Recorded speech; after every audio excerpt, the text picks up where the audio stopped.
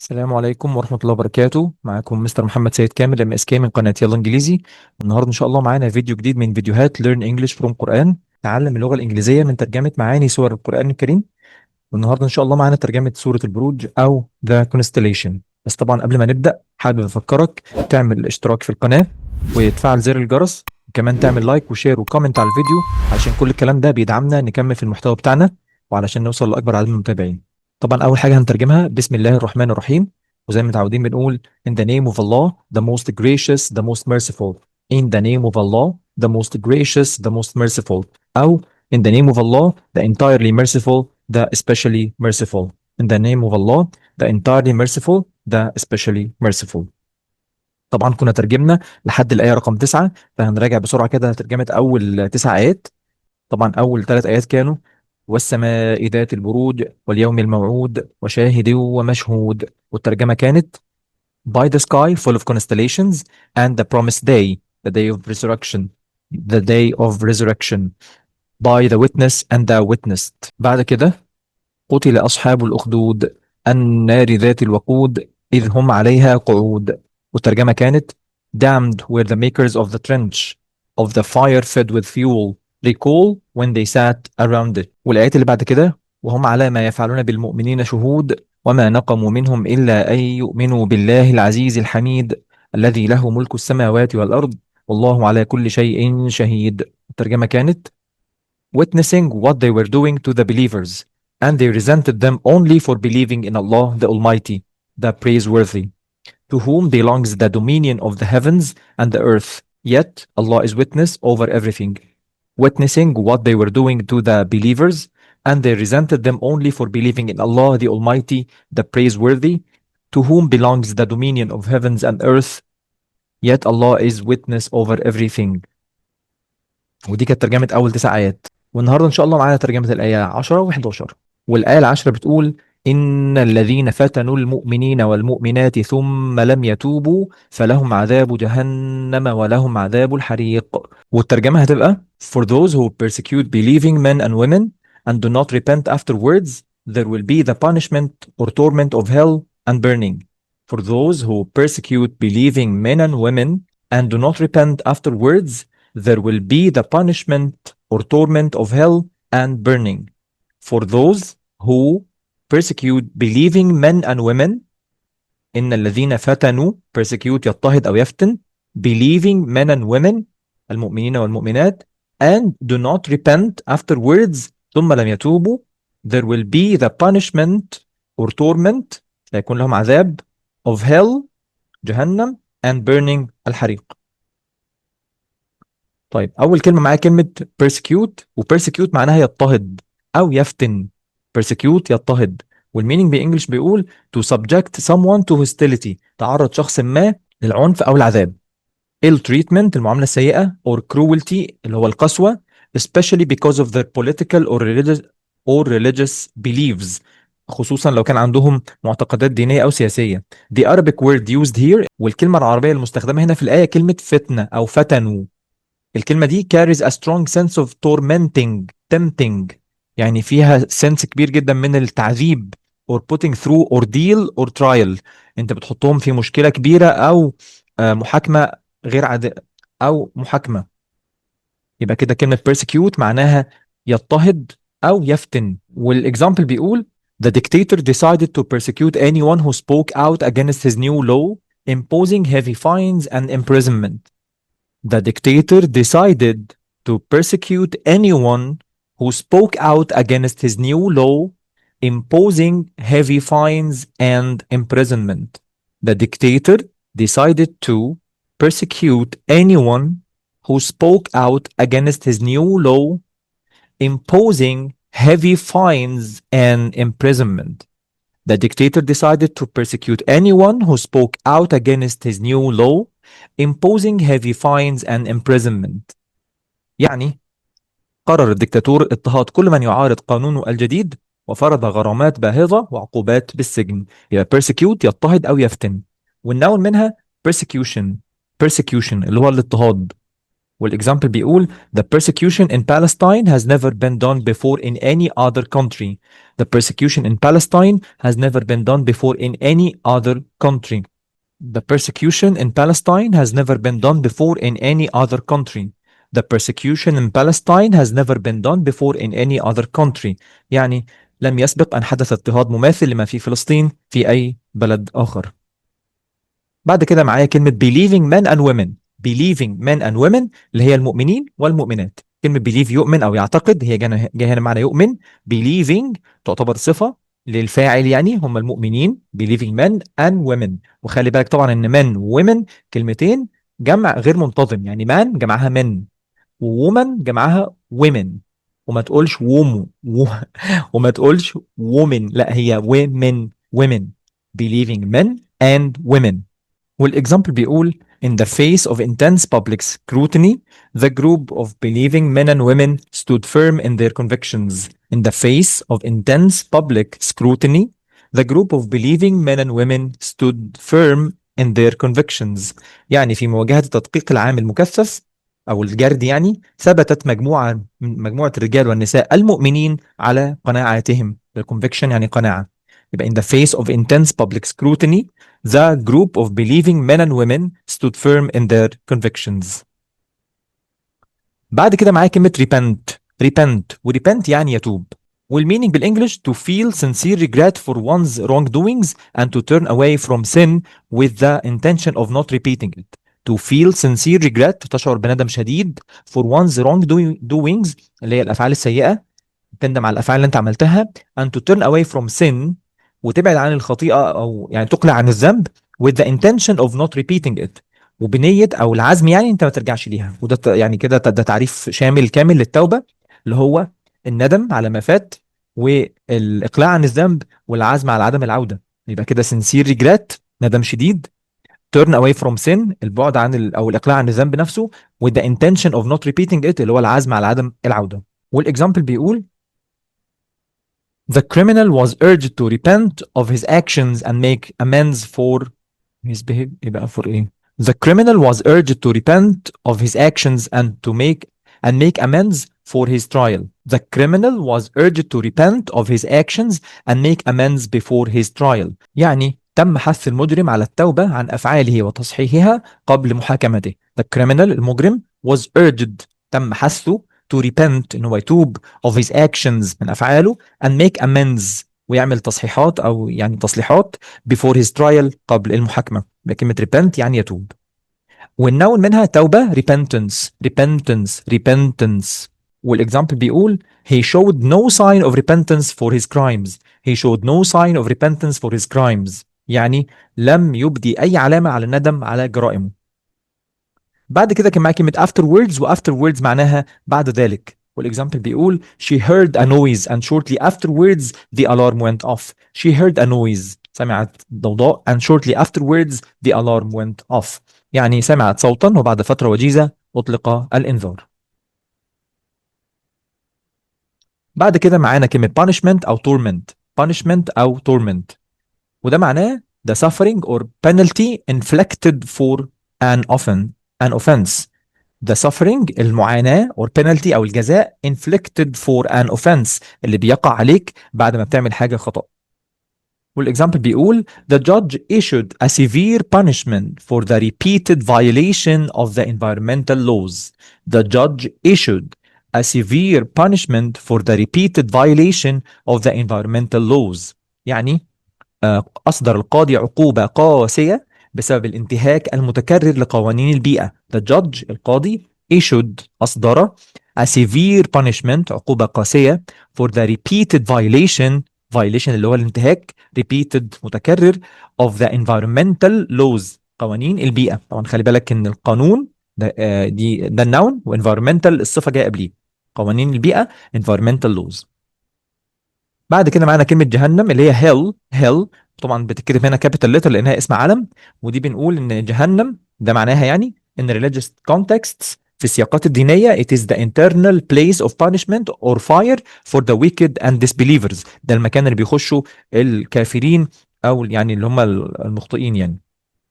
والاكزامبل بيقول religious texts often describe the horrors of hell to warn people against committing grave sins. Religious texts often describe the horrors of hell to warn people against committing grave sins. يعني كثيرا ما تصف النصوص الدينية أهوال الجحيم أو جهنم، يعني لتحذير الناس من ارتكاب الخطايا الجسيمة. religious texts اللي هي النصوص الدينية describe the horrors، بتصف الأهوال to warn people، لتحذير الناس against، من committing، لارتكاب grave sins. هنا grave طبعا احنا عارفين هي معناها قبر، ولكن هنا جاي معناها خطير او جسيم، وسينز يعني خطايا. بعد كده معايا كلمة burning اللي هو نوع العذاب ده نفسه، اللي هو a specific type of punishment involving intense heat or fire. A specific type of punishment involving intense heat or fire، يعني نوع معين من العذاب بيتضمن او جواه، يعني عذاب الله واياكم، حر شديد جدا وحرارة شديدة ونار. The old furnace needed immediate repair to prevent the risk of dangerous burning accident. The old furnace needed immediate repair to prevent the risk of a dangerous burning accident. يعني كان الفرن القديم the old furnace بحاجة إلى إصلاح فوري immediate repair لتجنب to prevent خطر وقوع حادث حرق خطير. prevent يعني يتجنب، the risk of يعني خطر، وقوع حادث حرق يعني اللي هو ايه a dangerous burning accident. بعد كده كان معانا التركيبه بتاعت for those who. This structure introduces a specific group of people، يعني بعرفك مجموعه من الناس علشان اسات الستيج او يعني اقدم بقى الكونسيكونس او التبعات اللي هتحصل لهم. زي مثلا for those who persecute believing men and women، ان الذين فتنوا المؤمنين والمؤمنات and do not repent afterwards. تمام، يعني كده انا ايه ببين لك مين هم المجموعه اللي انا بتكلم عليهم. اقول مثلا for those who break the rules and refuse to apologize، الناس اللي بتكسر القانون او بتخالف القانون وما بتعتذرش او ما بتتوبش there will be immediate disciplinary action. يعني اما اولئك الذين يخالفون القواعد، يبقى كده بدات for those who، يعني اما اولئك الذين those who، اولئك الذين يخالفون القواعد ويرفضون الاعتذار break the rules and refuse to apologize، فسيتم اتخاذ إجراءات تأديبية فورية بحقهم. there will be immediate disciplinary action. يبقى أنا بدأت الجملة for those who علشان أبين التبعات اللي هتحصل له. برضو كان معانا there will be the punishment of. there يعني يوجد، وبيجي ورا طبعا verb to be. there will be يعني سيوجد لهم أو سيكون لهم the punishment of كذا. فبنقول مثلا في الاكزامبل if the company continues this reckless strategy there will be the punishment of massive debt and loss of reputation. If the company continues this reckless strategy there will be the punishment of massive debt and loss of reputation. يعني إذا استمرت الشركة في هذه الاستراتيجية المتهورة فسيكون هناك عقاب يتمثل في ديون ضخمة وفقدان السمعة. وترجمة الآية تاني إن الذين فتنوا المؤمنين والمؤمنات ثم لم يتوبوا فلهم عذاب جهنم ولهم عذاب الحريق. For those who persecute believing men and women and do not repent afterwards there will be the punishment أو torment of hell and burning. أما الآية رقم 11 إن الذين آمنوا وعملوا الصالحات لهم جنات تجري من تحتها الأنهار ذلك الفوز الكبير. والترجمة هتبقى Indeed those who have attained faith and have done righteous deeds for them are gardens beneath which rivers flow, that is the triumph.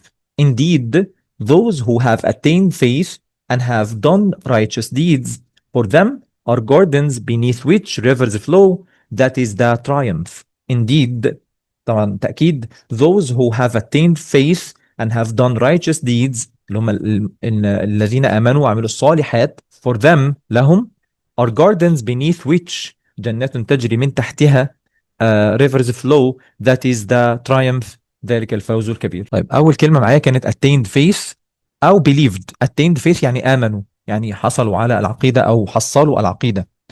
After studying the evidence she attained faith and chose to live according to its principles.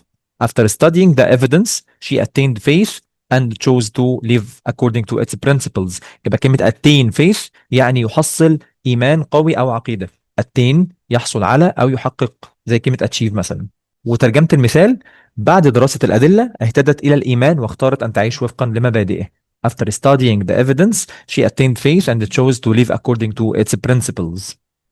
بعد كده كان معاه كلمة righteous deeds و righteous deeds اللي هي الأعمال الصالحة. right يعني صح، righteous يعني تقي، وdeeds اللي هي الأفعال أو الأعمال. والمعنى بالإنجلش actions that are morally and religiously good، الأعمال اللي هي دينيا وعقليا صح. virtuous يعني كلها أعمال صالحة and conform to divine law، وبتتوافق مع الوحي الإلهي. These include acts of worship العبادات، charity الصدقة أو الأعمال الخيرية، honesty الأمانة، kindness الطيبة أو العطف، والjustice العدل. والexample بيقول he dedicated his life to performing righteous deeds helping the poor and oppressed in his community. يعني كرس حياته to performing righteous deeds لأداء الأعمال الصالحة helping the poor and oppressed ومساعدة الفقراء والمظلومين in his community في مجتمعه. بعد كده معايا كلمة gardens، وكلمة garden معناها حديقة، ولكن هنا معناها الجنة. In this context it refers to جنة، البارادايس أو heaven. والإكزامبل بيقول the promise of gardens is a great source of comfort and motivation for believers. The promise of gardens اللي هو وعد الجنة is a great source مصدر قوي جدا of comfort للراحة and motivation والتحفيز for believers. The promise of gardens is a great source of comfort and motivation for believers. beneath which rivers flow. beneath يعني تحت، beneath which تحتها، rivers flow انهار تجري. والاكزامبل بيقول the travel brochure described the resort as a sanctuary beneath which rivers flow, a truly peaceful place.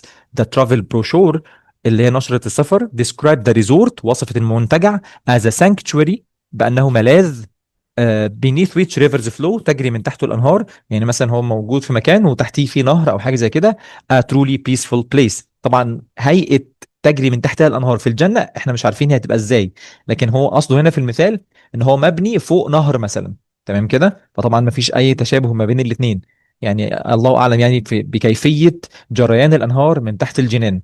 ربنا يرزقنا وإياكم يعني. طيب بعد كده كلمة triumph. triumph وترايمف اللي هو النصر، تمام. a great victory نصر عظيم or achievement أو إنجاز أو success النجاح.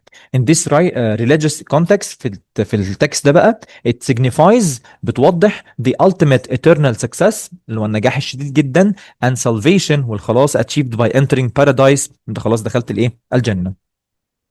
والاكزامبل بيقول winning the championship after years of hard work was a personal triumph for the athlete. winning the championship after years of hard work يعني كان الفوز بالبطولة بعد سنوات من العمل الجاد was a personal triumph كان بمثابة انتصار شخصي for the athlete للرياضي. winning the championship after years of hard work was a personal triumph for the athlete. بعد كده معانا التركيبة بتاعت indeed those who، وده أسلوب توكيد. The word indeed acts as an intensifier يعني أسلوب يعني توكيد. The structure those who is a relative clause، طبعا دي ضمير وصل أو عبارة وصل specifying the group being discussed. أنا بوضح أنا بتكلم عن مين. indeed those who يبقى indeed حقا أو إن اللي هو أسلوب التوكيد بالعربي يعني.